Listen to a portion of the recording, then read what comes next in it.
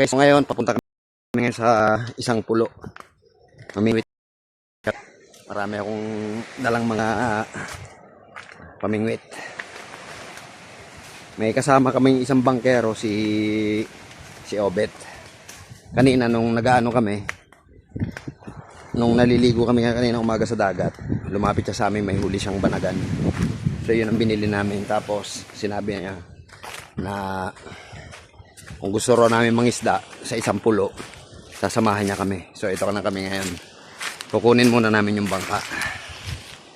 Sabi niya, mga 2 litro ba? 3 litrong gasolina. Ang bit-bit ni Obet, yung nasa unahan. Yung gasolina namin. Makakarating na raw kami ro sa pupuntahan, tapos balikan na yon. Pwede raw kami mag-estero ng mga hanggang 3 oras. Hindi ko lang alam kung tatagal kami ng 3 oras. Gawa ng grabe ang init. Parang ngayon mag-alas 12 na yata. O pasado alas 11 na ng umaga. Kukunin muna namin yung bangka ni Obet. Parang hirap maglakad dito kasi nalubogin pa ako sa buhangin.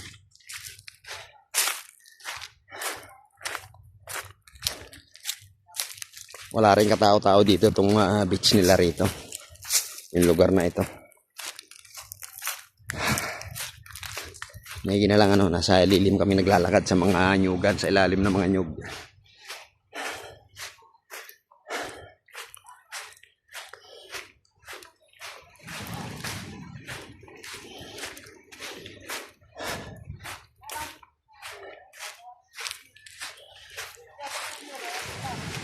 Ang kasama ko ngayon si Larry.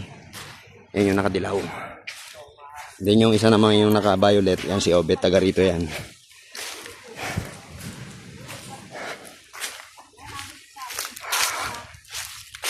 Parang layo na nilalakad din. Wala pa ako natatanaw na bangka. Hindi ko alam kung saan pa kukunin yung bangka.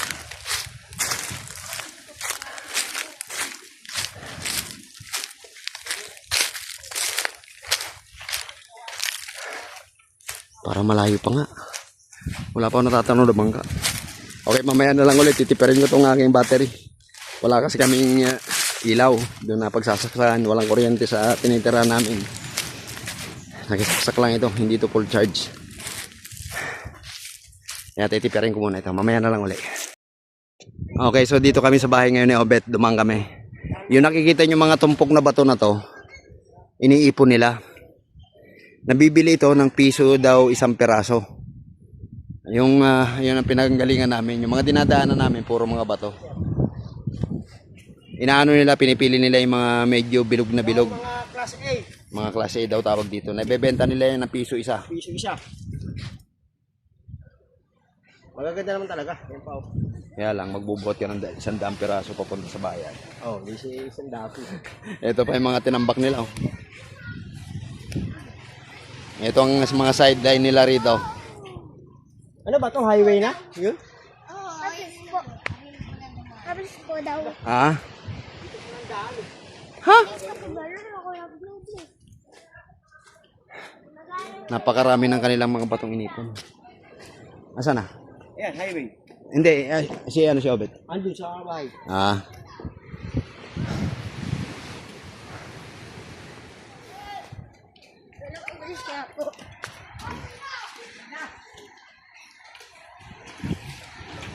Ito yung dagat sa kanila. Tabi lang sila ng ng dagat, ang bahay ni Ay, Obet. yung isda sinabi niya, Ito ya. Ayun? Yung isda. Hindi naman. Babagyan lang. Kaya mo lang. Ito yun. Halos kabilang nila yung dagat. Ano lang, mga siguro 50 meters lang. Dagat na ito.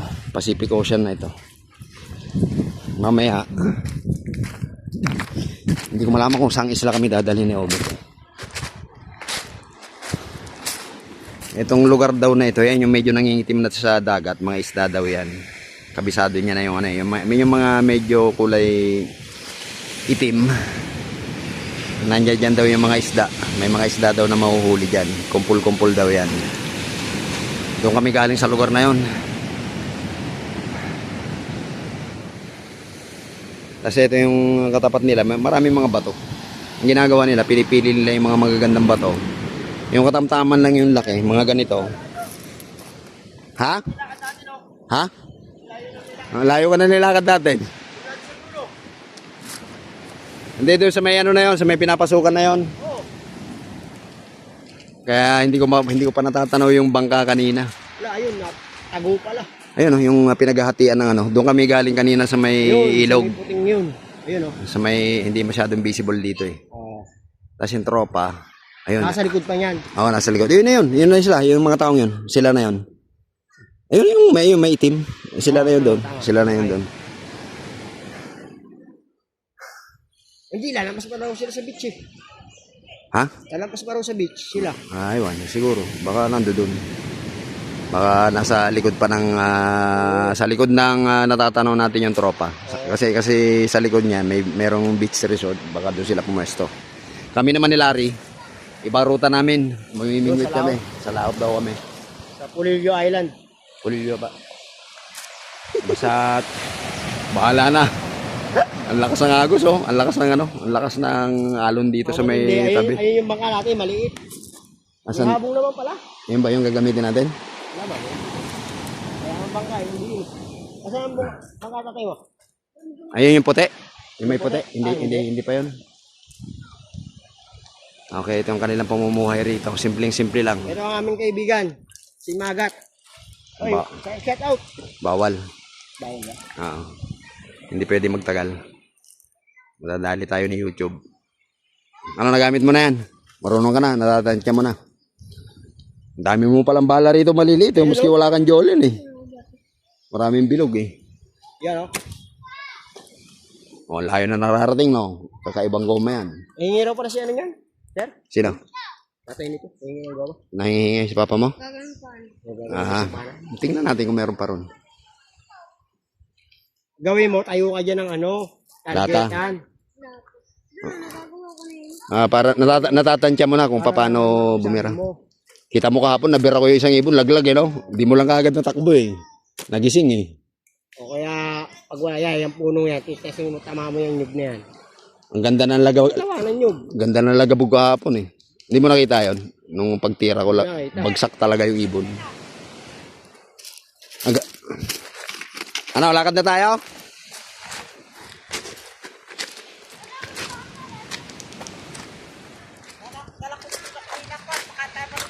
Yung. Oo nga. Angat ba kayo na dyan na sigurado? Naibigay ba yung sukli sa iyo? Ano yan? Yung sukli. Ayun nga yung ano. Ako sabi, tagaroon naman niya, ano? Tagaroon talaga. Mahangin akin mo pag natakbo mo. Sarap ng Meron daw pitik. pitik ang tawag dito.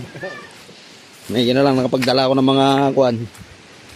Spare si Dodi nga rin nangihingi. Ang idol naman na gusto niyo ready na. Ready to use. Hindi, nangihingi siya ng goma pati pang ano niya raw sa mga aso doon sa kanyang farm. Hindi goma. Pati nga yung isa na yung ginagamit natin na may ano, na mayroong red dot. Kaya nga, yung hiningi niya, isang set na. Sabi ko, madali lang yan, problema yung oras. Akala mo ganun lang gawin yan ha. Ubus ka ng oras dyan. Sarap dito. Ang buhangin dito. Ito yung buhangin. Pinong-pino.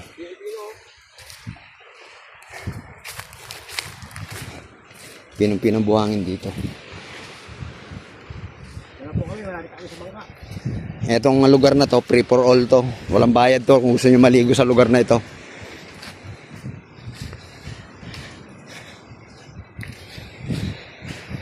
Paalam lang kayo sa medyo nakatira doon sa tabi-tabi. Ito na yung bangka namin. Hindi ko alam kung alin dyan. Ang problema na ito, lawad na lawad kami sa init. Kaya Bong. walang bubong ang aming bangka. Malaki-laki naman pala. Masabi ni Obet, hanggang 3 taon lang daw maximum na ito. So, tapos yung pangatlo, kagaya ko pa. Kagaya ko rin yung pangatlo, hindi pwede yung kagaya ni Sarbal uli. Bale, maliit niya.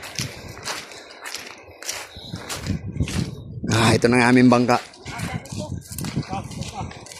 Dito isa. Oh. Atin isa dito. Ano dito tayo? Kasawarap natin dito. Ito, dito na lang muna. Saan ang isa? Sa isa. Saan ka? Doon ka. Agad saan? Ano ba ito?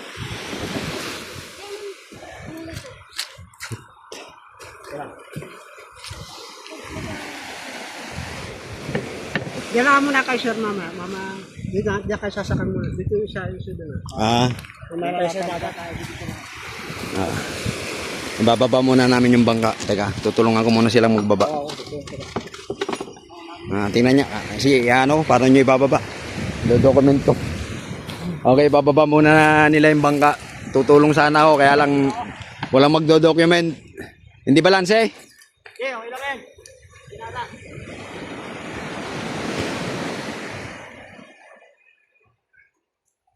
Pag gumanito ako, makakaya kaya.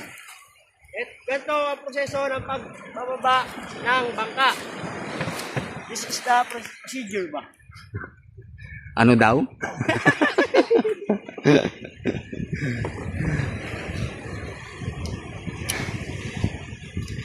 Ito ang aming piloto, si Kuya Alan. Obet. Obet.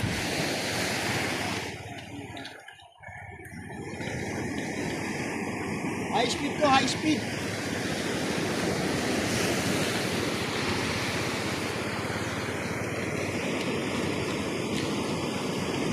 Okay, hinanda na yung itinali muna yung mga paraparnalya po para malakas ang alon na. Itong sasagupain namin ng mga alon mamaya. Ayan, paparating oh.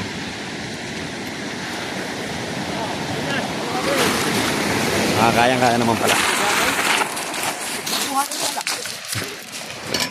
O ayan eh, maibababa na nila.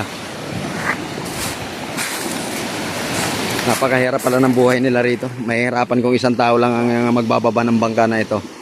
Kinakailangan talaga ng bayanihan dito sa lugar na to. Pag wala kang kaibigan, hindi mo maibababa ang bangka.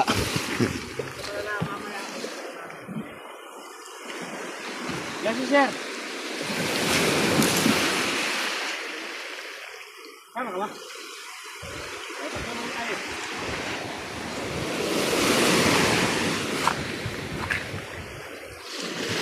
Iangat ko lang yung ano, PLC. Saka ako tutulong. Okay umawak dito? Hindi ba? Wag. Okay lang hawakan dito? Hindi pwede ano? Ayan, ako ata, Chepo. Huwag ko na raw hawakan, baka kung ano pa mangyari.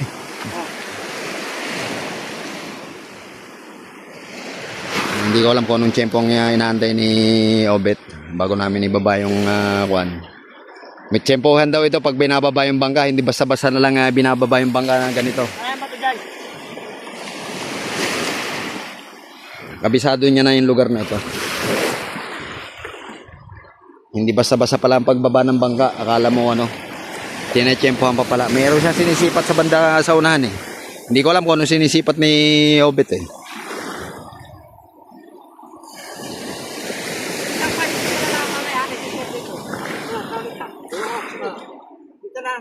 Sige, sige.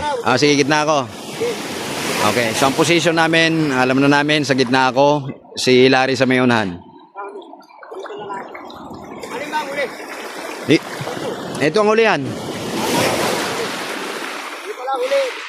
Tara. Oh.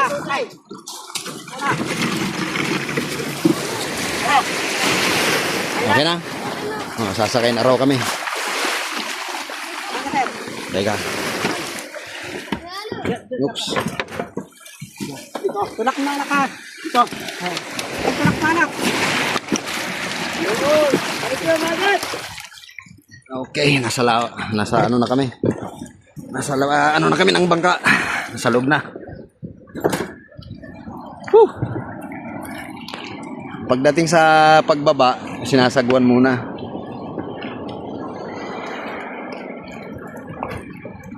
Problema. Sa bagay, nakatalikod pa yung bangkero. Ayan, sir. At na, kaya. So, Ang na ito, dito kulay. Panakawan, hindi ako nagpapakuha ng plywood. Mahina klase ng plywood. nakatalikod kasi ako. dito talaga. Tinatago sila sila sa bangka. Unti-unti na kami lumalayo sa Dalampasigan.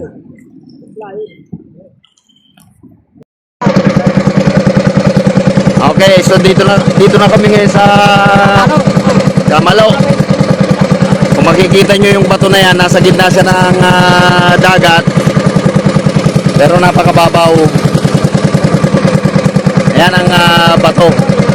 Dito sa paligid-ligid, umikot lang kami. Kitang-kita namin ang ilalim. Ilang di ba? Bet? Dalawa, tatlo. Yung di ba? Dalawa.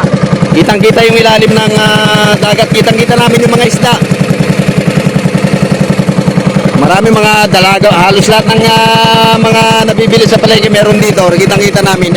For the meantime, iniikot muna namin tong Kamalo na ito. Yung Kamalo. Nakikita nyo yung bato na yan. Ang layo niyan sa Dalampasigan. Siyang nakalutang na bato. Pagka hindi kayo taga rito, maaaring pag kayo ay namangka, lentong kayo dyan.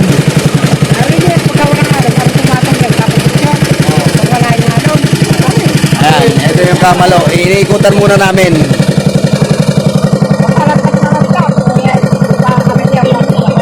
Kasi gusto namin makita yung Kamalo. Ngayon inikutan namin. Sinarvey namin lugar. Talagang kitang-kita yung ilalim ng dagat. Napakalinaw. Kitang-kita namin yung mga isda na nasa ilalim kanina. Pag may mga isda na may malalaki, nakikita namin. Pawikan, nakakita na rin kami rito. Mga langganita. Ang laki. Then mamaya, mag-ano na kami. Maghuhulog na kami ng mga kwan. Mamimiwas na kami. Bukas ng umaga, babalik kami dito sa lugar na to kasi anong oras na ngayon, Lar? Anong oras na? Alas 11 na ng tanghali ngayon. Tanghali na daw kami. Mas maganda raw sabi ni Obet. Magang umaga raw. So nag-close till na kami. Babalik kami rito bukas ng umaga. Madaling araw pa lang. Ngayon lang kasi namin nakita itong lugar na to. Solve kayo pag nakarating kayo rito. Iba, laki oh. Kaya yun.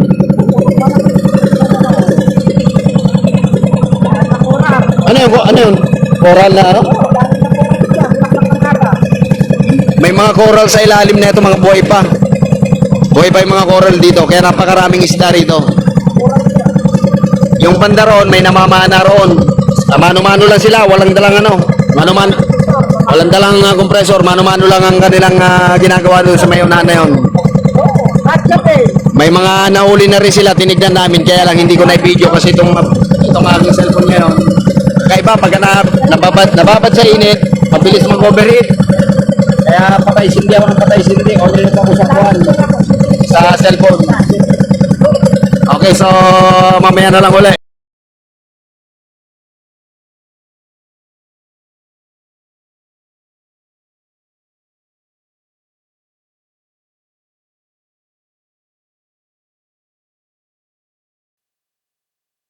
Ito yung tinatawag na Kamalo Island. Pinasyal kami dyan ni Obet para makita yung tinatawag na Kamalo. Noong una, medyo ninenervyos kami gawa ng panlayo ng biniyahe namin. At saka yung bangka limitado. Parang tatluhan lang daw eh. Ibig sabihin na parang basta nakakatakot na kasi maliit lang yung bangka. Tatlo kami, si Larry medyo alakanin paggawa ng di marunong lumangoy. At napilitan lang yon. Wala siyang life vest kasi. So pagdating namin dyan sa may Kamalo na yan, nagpaikot-ikot lang kami dyan. Mga siguro 7 ikot yata kami dyan. Mula doon sa may bato ng Kamalo, kitang-kita na yung mga kwan, yung ilalim. Malinaw talaga yung ilalim ng tubig dyan sa may Kamalo Island na yan. May mga nakita kami mga isda sa mga dinaanan namin, kaso hindi ko na kuhaan ng underwater camera. Saka ko lang naisip nung nandiyan dyan na kami, nalibang kasi ako sa sa mga tanawin dyan sa lugar na yan dyan. Para kasing napakalinis ng lugar na yan dyan. Tapos mawiwili ka sa mga alo ng dagat. Then sa mga ilalim dyan, merong rin kami mga nabanaagan ng mga isda. May mga malalaki ako nakita, tas kumpul-kumpul din ng mga dalagang bukid yata yun. Sari-saring isda yung yung namamahay dyan. Yan daw ang bahura dyan. Tirahan daw yan ng mga isda dyan. Yan daw nagpupugad yung mga isda, kaya maraming mga namamana ng mga tao dyan. Kung mapapansin nyo yung linaw ng tubig, mga yan, ang layo niya, mga 10 di pa daw yan, sabi ni Obet eh. Yung kinukuhaan ko ng camera na yan. Bali yung camera ko, nakalubog lang yan sa may bangka. Meron ding mga hanggang 2 di pa. 2 di pa hanggang 10 di pa yung aming sinasurvey sa lugar na Kamalo, sa palibot niyan. Talagang napakalinis ng dagat dyan at kita mo talaga yung mga nilalang sa ibabaw. I mean, sa ilalim ng tubig kung nasa ibabaw ka. Kaya lang, syempre, medyo malayo ang distansya kaya hindi masyadong makita. May mga isla siguro dyan, nasa mga ilalim pa siguro ng mga bato. Pero may mga nasa labas din. Sayang nga lang, wala akong goggles. Yung may goggles sana ako, magdadive sana ako pa ilalim dyan. Wala kasi akong dalang goggles, hirap ako dumilat sa ilalim ng dagat kapag walang goggles. Next time, pagbalik namin dito, magdadala rin ako ng mga pamana ko. Kasi okay naman daw na mamana dyan. At maraming namamana sa lugar na yan dyan. Mga dyan, mag-alas 12 na yata kami yung time na ako dyan, nagbibideo. May mga nakita rin kami na mga namamana dyan. Mga sila, 3 piraso lang, pero nakita ko ang dami na nilang huli. Wala silang mga kompresor, mano-mano lang ang kanilang pagsisid. Nakita ko sa tali nila eh. More or less, mga 10,000 pata siguro kung may bebenta nila yun, yung mga huli nila. May huli pa silang napakalaking higat. At sari-saring mga isda, barakuda, pampano, mga dalagang bukid. Sari-sari yung mga laman dagat na makikita dyan at mahuhuli sa lugar na yan dyan. Sana sa pagbalik ko, may dala na kaming gamit. Kasi ang purpose lang ngayon, magpapahila lang kami ng bingwit. Sana makahuli kami ng hinihila namin na bingwit habang tumatakbo yung bangka.